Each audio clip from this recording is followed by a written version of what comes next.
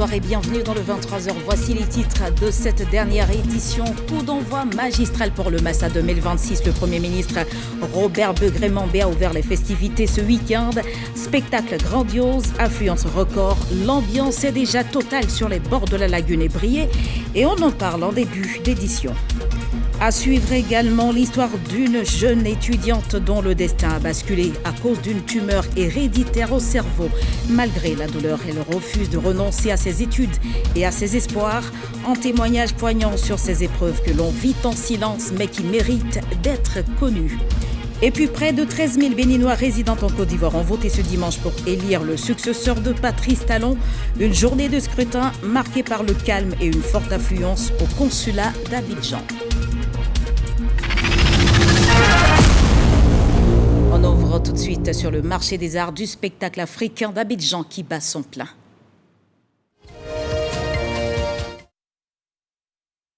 Je vous le disais en titre, le Premier ministre Robert Begré-Mambé a donné hier au Palais de la Culture le coup d'envoi officiel du Massa 2026. Pendant une semaine, près de 90 compagnies vont transformer la capitale ivoirienne en scène à ciel ouvert. Une célébration de la diversité africaine portée par une centaine d'artistes venus des 4 coins du monde. Le récit de cette soirée d'ouverture avec Régis Kofi. Au nom de son Excellence Monsieur le Président de la République, je déclare ouverte la 14e édition du marché des arts et du spectacle d'Abidjan. C'est fait, le Massa 2026 est lancé. La cérémonie d'ouverture, une préfiguration des spectacles préparés pour les visiteurs. Le Brésil, pays invité spécial. Puis le Maroc, pays invité d'honneur. Avant le spectacle Aquaba de la Côte d'Ivoire. Une représentation des arts vivants dans toutes leurs composantes. La danse, la musique, le théâtre, l'humour, le cirque, avec 400 artistes. Et ça fait 30 ans que je suis dans ce domaine, je dis, et personne n'est parvenu à me vaincre. Art du spectacle en Afrique, outil d'intégration économique et sociale. Le thème de ce Massa 14, qui se veut être un véritable catalyseur financier et un levier de professionnalisation pour les créateurs du continent. Le Massa est une grande opportunité qui permet à tous les génies créateurs de se rassembler pour faire découvrir ce que l'homme cache de plus cher en lui-même. Le Massa permet de vénérer ce que nous appelons l'économie orange, c'est-à-dire toutes les forces de culture qui permettent à l'humanité de générer des profits, des occasions économiques par l'art, le spectacle et tout ce qui y est connexe. Cette année, 51 pays vont performer sur 11 scènes différentes. 300 spectacles offerts gratuitement. Et sur place, l'effervescence est déjà totale. Ambiance électrique et tribune comble pour cette 14e édition du Massa. Des milliers de passionnés venus du monde entier déjà conquis par un spectacle d'ouverture monumental. Reportage signé Michel Mambo.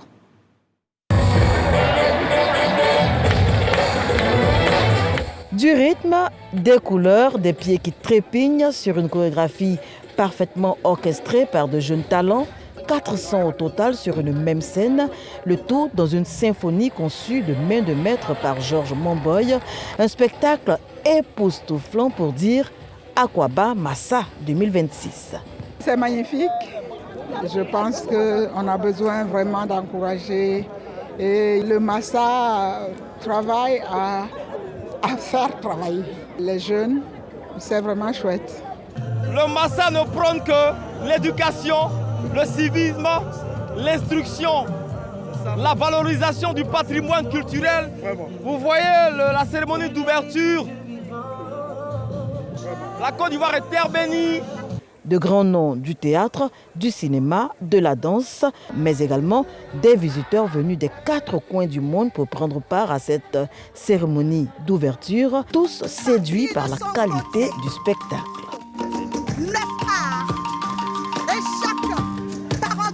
C'est un événement dont j'ai toujours rêvé de participer. Et aujourd'hui, c'est l'occasion pour moi d'être là. La cérémonie d'ouverture, c'est vraiment génial. Déjà juste un spectacle et j'ai trouvé ça génial. Donc j'ai hâte de voir la suite et ça va durer une semaine. Donc c'est super. C'est une grande surprise. Je ne m'attendais pas à avoir autant de monde, autant de stands. Je m'attendais à un truc plus simple. Mais au final, c'est vraiment très grand. 51 pays africains, 3000 professionnels, artistes, programmateurs du monde entier. Des milliers de visiteurs attendus à ce Massa 14. La grande messe a démarré ce samedi 11 avril 2026. C'était magnifique. Justement, magnifique. Ce dimanche, c'était aussi une visite de prestige au Massa. Le président de l'Assemblée nationale et la ministre de la Culture sont allés à la rencontre des artistes et du public. Un coup d'envoi réussi pour une semaine qui s'annonce festive. C'est ce que nous rapporte Hamidi Rassouba. Abidjan, sous les feux des projecteurs de la 14e édition du Massa, marché des arts et du spectacle africain d'Abidjan. Patrick Hachi, président de l'Assemblée nationale, accompagné de Françoise Remac, ministre de la Culture et de plusieurs autres personnalités, venus s'imprégner du bon déroulement des activités en ce premier jour de Massa 2026. Premier halte, le stand du pays à l'honneur, le Maroc, illustrant la parfaite coopération entre la Côte d'Ivoire et le Maroc. Les visiteurs de notre stand auront l'occasion de voir le thé marocain, de voir les délices de la pâtisserie également marocaine. Prochain arrêt, la zone Street Art, à travers le Massa scène décalée. Une lucarne qui permet de valoriser la danse et la créativité urbaine. Patrick Hachi est le parrain de l'édition 2026.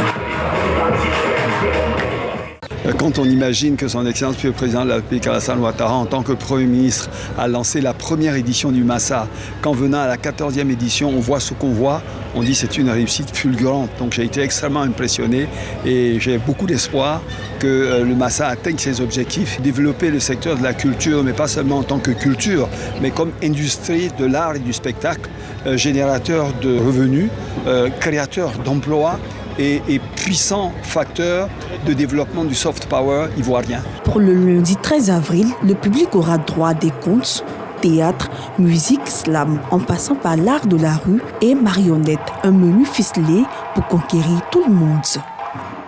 Autre actualité, la Côte d'Ivoire s'apprête à vivre sa grande quinzaine pour le climat. Dès le 3 juin prochain, le ministre de l'Environnement a dévoilé cette semaine les innovations de cette édition 2026 placée sous le signe de l'éco-responsabilité. Grâce Kando. La métropole abidjanaise et certaines villes de l'intérieur vont vibrer au rythme de la quinzaine nationale de l'environnement et du climat du 3 au 17 juin prochain. Promouvoir les bonnes pratiques, les innovations technologiques et sensibiliser les populations à la préservation de l'environnement. C'est ce que sous-tend cette vision du ministre de l'Environnement et de la Transition écologique. C'est de faire de telle sorte que l'environnement et la gestion durable, en tout cas des ressources naturelles, soient au centre de notre processus de développement socio-économique. C'est faire comprendre effectivement à toutes les parties prenantes que l'environnement, ce sont les énergies renouvelables, les énergies durables. Voir dans quelle mesure les Ivoiriens, dans leur grande majorité, peuvent utiliser les mobilités douces, les mobilités vertes, les mobilités électriques, de façon à réduire effectivement leur impact sur l'environnement et contribuer ainsi à l'atteinte des contributions déterminées au niveau national en termes de réduction des gaz à effet de serre dans l'atmosphère. Nous devons essayer de mettre un moratoire sur l'utilisation des emballages plastiques uniques qui se retrouvent pour la plupart du temps dans la lagune et dans certains ouvrages d'assainissement. L'édition 2026 de la quinzaine nationale de l'environnement et du climat enregistre plusieurs innovations et se déroule autour du thème « Je suis un citoyen éco-responsable pour une transition écologique juste ». Au niveau de la formulation même du titre, la manifestation, ça devient maintenant la quinzaine nationale de l'environnement et du climat. Parce que le dernier rapport sur les liens entre le climat et le développement nous montre que notre pays est à risque si nous ne prenons garde effectivement et que nous ne mettons pas en œuvre immédiatement des mesures d'adaptation et de mitigation par rapport aux impacts des changements climatiques sur différents secteurs de développement socio-économique de la Côte d'Ivoire. En marge de ces journées seront organisées les Journées africaines de l'écologie et des changements climatiques et le prix Ivoire Eco Award. Et parce qu'agir pour le climat, c'est aussi mieux gérer nos ressources halieutiques. Prenons la direction de San Pedro où le ministre Sidi Touré renforce les partenariats stratégiques pour bâtir une filière pêche plus inclusive et performante. Signature de convention avec l'Université Polytechnique et visite stratégique du port autonome. Franck Adio revient sur cette étape clé. Université Polytechnique de San Pedro, un geste symbolique, une signature de convention entre la dite université et le ministère des Ressources animales et halieutiques. Sidi Timoko Touré sollicite l'expertise de la franchise pour le renforcement du programme de développement de la chaîne de valeur de l'aquaculture et de la pêche à Prodecap. Cette signature va nous permettre d'atteindre notre souveraineté alimentaire et réduire nos factures d'importation. L'Université de San Pedro est un pôle stratégique. Cette collaboration va nous permettre d'agir sur 3 leviers essentiels. Ce sont l'innovation technologique pour les solutions locales, l'économie bleue valorisant les potentiels halieutiques et aquacoles, puis l'employabilité pour la formation d'une élite participative diplômée entrepreneur. Au port de San Pedro, seconde escale de la délégation du ministre Sidi Timoko Touré, une rencontre de travail avec Hilaire Lamizana, directeur du 2e port du pays, en termes de tonnage de marchandises traitées, environ 8 millions de tonnes. Il s'agit d'examiner ici les conditions de promotion de l'économie bleue. Le concept économie bleue intègre toutes les activités économiques qui se dérouleraient sur les différents plans d'eau. Bien évidemment, le port est un acteur essentiel, sinon primordial, dans la mise en œuvre de cette vaste initiative validée par le gouvernement par ailleurs dans le cadre de notre plan de politique. Une rencontre productive intégrant toutes les forces vives dans les chaînes de valeur constituant l'économie bleue, en l'occurrence les femmes opérant dans le secteur de la pêche. Parlons justement d'économie bleue avec ses 500 km de littoral et ses lagunes. Notre pays détient un trésor encore sous-exploité. Alors, comment transformer ces ressources maritimes en une véritable force pour notre souveraineté alimentaire? Hamza Diaby a reçu aujourd'hui dans le Dimanche Magazine Dr Serge Ngandi à la tête de Prodecap pour aborder la question. Je vous propose un extrait de leur entretien.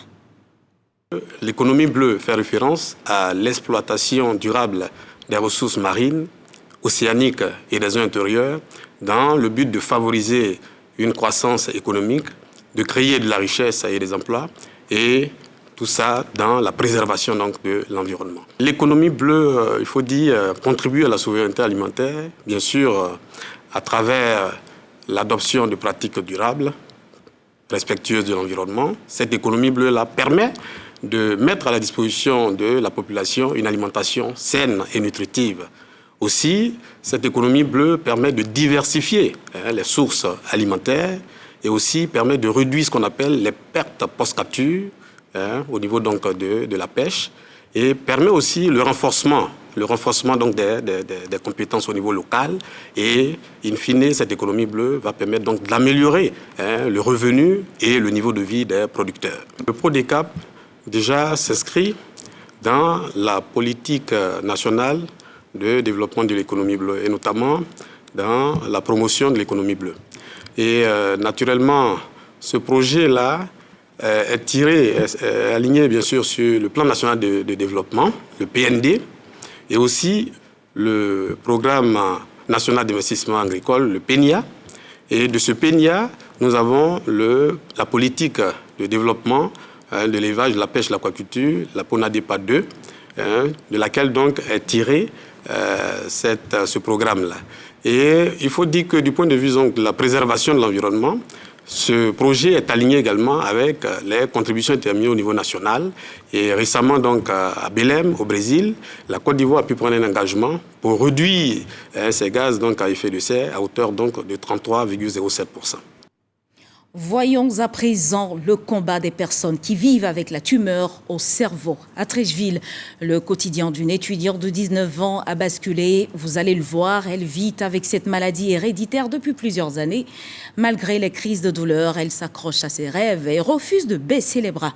Découvrons son histoire.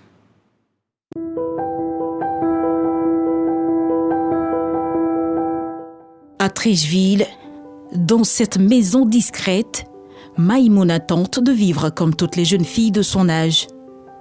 Études, tâches ménagères, vie de famille, en apparence un quotidien ordinaire. Mais derrière ces gestes simples se cache un combat silencieux, celui contre une tumeur au cerveau. À seulement 19 ans, Maïmouna vit avec une maladie qui bouleverse sa vie. Elle se souvient des premiers signes. Souvent, je sentais les mal. Souvent, j'ai mal, ça me tire. Je sens le courbature. Au début, de simples douleurs, puis peu à peu, un gonflement visible, impossible à ignorer. Mais la maladie ne fait pas que souffrir le corps, elle expose aussi au regard des autres. Je reçois les moqueries dehors. Les gens se moquent de moi par rapport à mon handicap. Ils me posent les doigts sur moi. Même souvent, quand j'étais au primaire, j'avais envie de sortir à 10 heures. Parce que quand je sors, les gens qui se moquent de moi. Le tribunal des préjugés, un poids supplémentaire à porter. Ses parents, eux, se souviennent des débuts de la maladie. Le mal a commencé par une tache au niveau de là. Et après, on a vu qu'à ce niveau, ça commençait à gonfler. Lorsqu'elle avait 4 ans, je pense. C'est en 2014 qu'il y a eu l'opération chez le Trécheville. Donc, lorsqu'ils l'ont opéré, on s'est dit, oh Dieu, c'est fini. Bon, lorsqu'ils sont allés enlever, parce qu'ils avaient mis des bandes.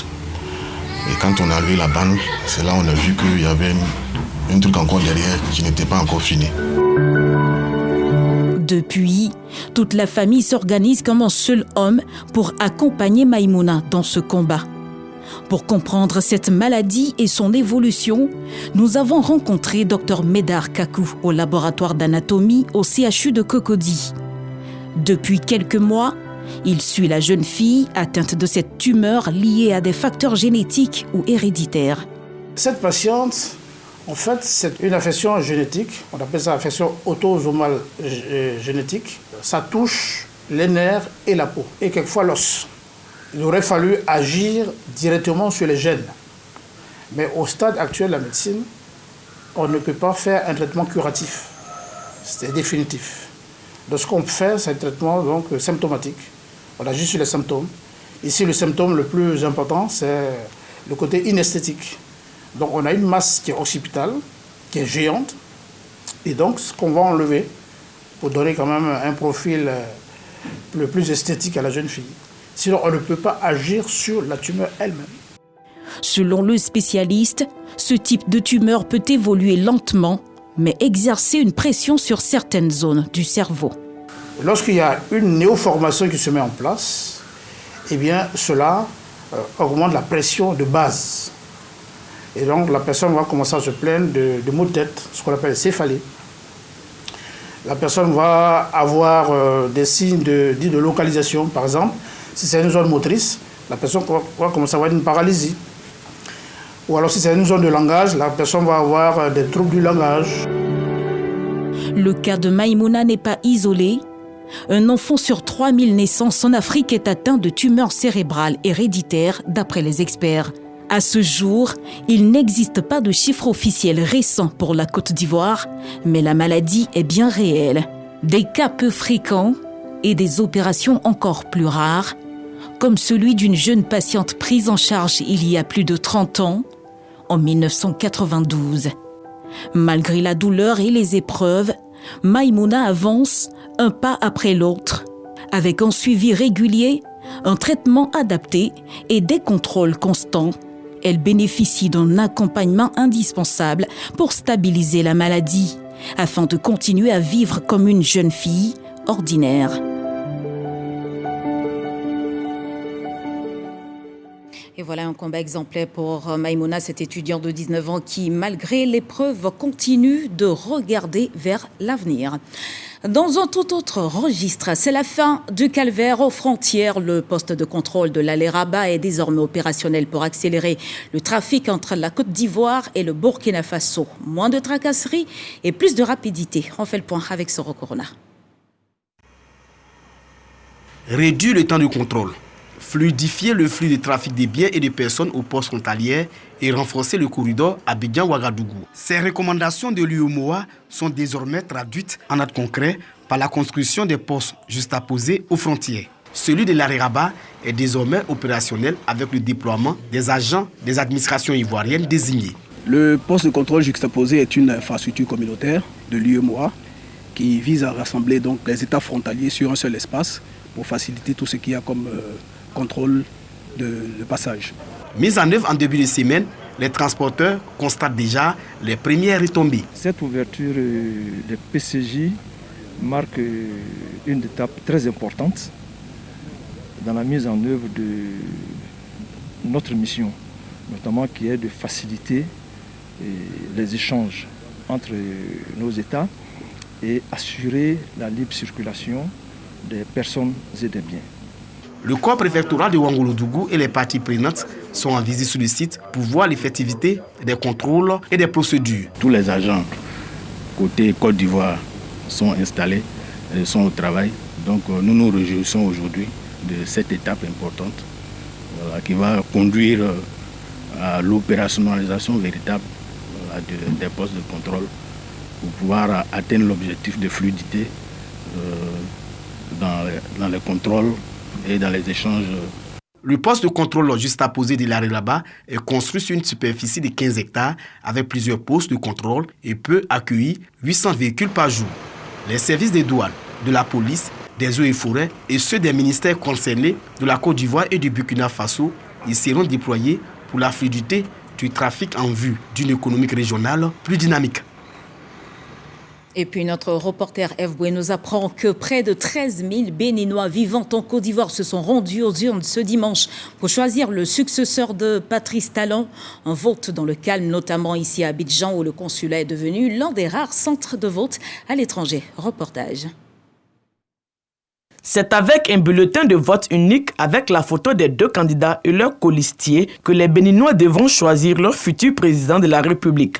Une mobilisation qui dépasse les frontières nationales. À Abidjan, le seul lieu de vote est installé pour la circonstance au sein du consulat, l'un des 10 centres ouverts à l'étranger. Que tout se déroule très bien comme je l'ai constaté jusqu'à la fin et que les résultats soient proclamés et que le vaincu reconnaisse le vainqueur et que le Bénin avance. La communauté béninoise en Côte d'Ivoire est l'une des plus importantes de sa diaspora. Dans cette dynamique, le consul du Bénin appelle à la cohésion et à l'unité autour de ce scrutin. C'est un bonheur, n'est-ce pas, d'affirmer et de poser, n'est-ce pas, cet acte civique et citoyen en venant orienter ou décider du choix délibéré de son candidat. C'est le pays qui nous appelle. Près de 13 000 votants devront choisir entre Romuald Wadagni du parti au pouvoir et Paul de l'opposition. Du côté de Cotonou, les électeurs étaient également au rendez-vous du scrutin. Place de nombreuses missions d'observation se sont déployées, dont celle de la CEDEAO. Nos reporters Mama Traoré et Adam Sangaré nous relatent l'ambiance de cette journée de vote.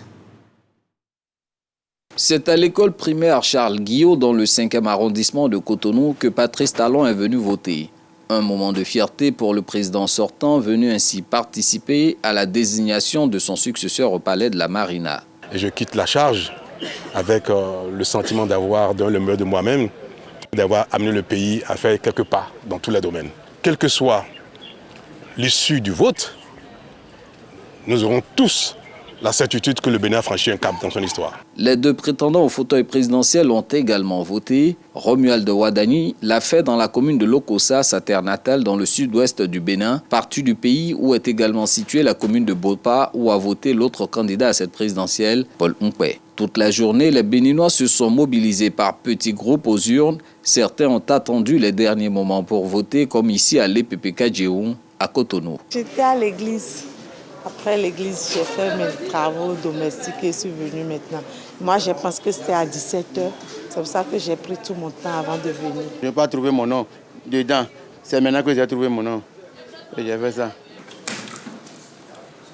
Dès la fermeture des bureaux de vote, à 16h, les agents électoraux ont procédé au dépouillement puis au décompte des voix sous le regard des observateurs, dont ceux de la CEDEAO, Communauté économique des États de l'Afrique de l'Ouest.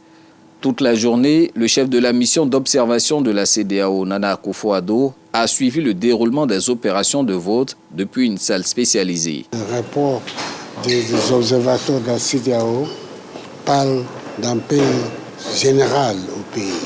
Et ça, c'est important et ça fait qu'il donne en crédibilité aux élections. Et deuxième chose, les élections sont bien organisées. Les matériels sont bien déployés. Les bureaux de vote fermés, les Béninois attendent désormais le verdict des urnes afin de connaître le nom de leur futur président de la République. Et on termine ce journal avec un tour d'horizon de l'actualité internationale dans le 7/7 signé Lanciné Bakayoko.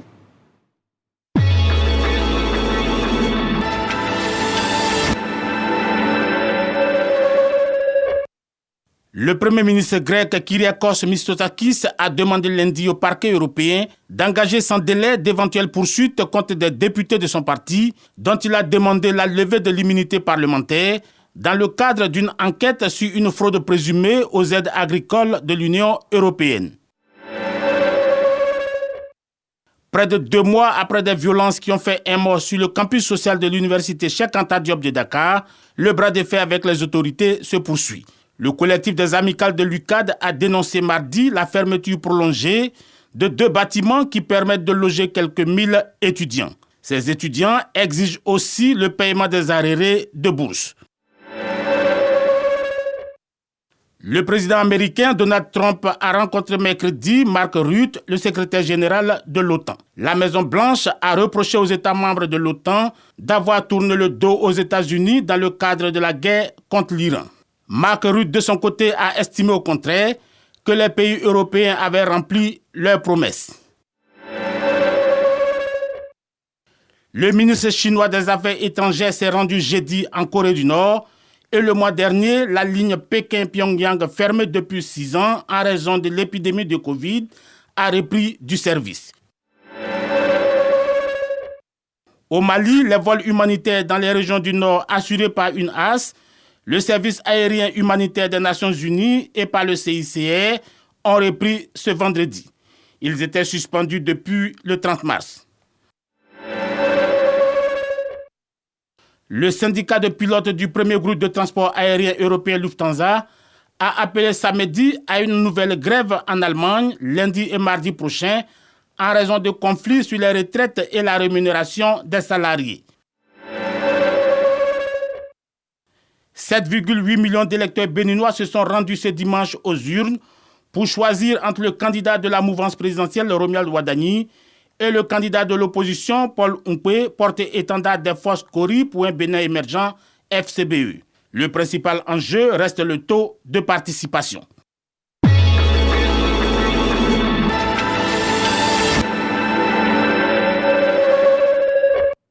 Voilà, c'est la fin de cette dernière édition. Merci de l'avoir suivi. Retrouvez toute l'actualité sur nos différentes plateformes digitales. Belle fin de soirée sur RTI 1.